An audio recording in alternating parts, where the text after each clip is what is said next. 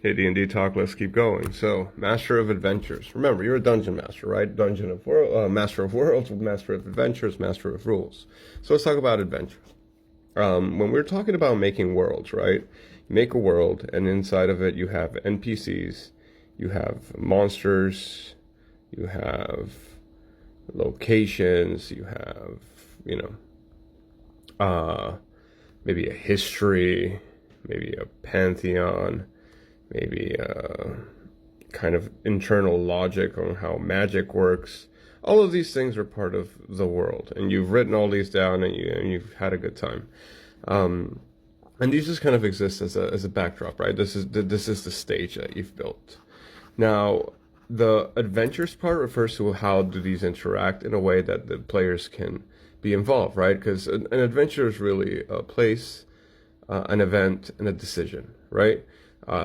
In this town, there was a zombie outbreak, and now the players can X or Y or Z, right? Join them or stop it or reverse it or burn the town down or whatever.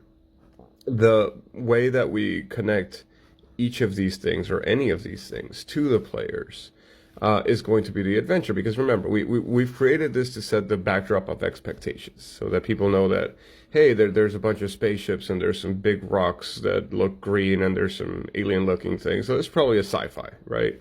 We've set up the expectation by showing them the world. Now what happens? Well, if a creature walks on screen and then another one kills them and runs away, and then everybody, a bunch of other people show up and they're like, oh my god, what happened? And then you show up, you've contextualized this world. Like, before it was just a world, now something happened in this world, and now the players have a decision to make based on the events that just happened and their perspective and whether they saw anything, and maybe they're investigators and so this is perfect for them and so on. As a master of adventures, you're trying to create that link between the world and the players, and actively feeding it and making these connections feel like something that the players can then hop on into. Because remember, the player characters are right here. These are your players. They are not the same thing.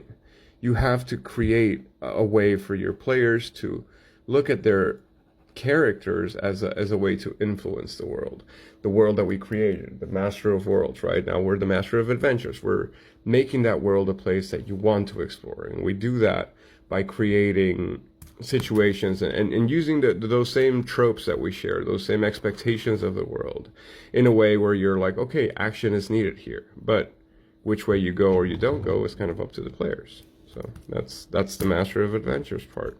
But let's keep going, because the next bit is, yeah.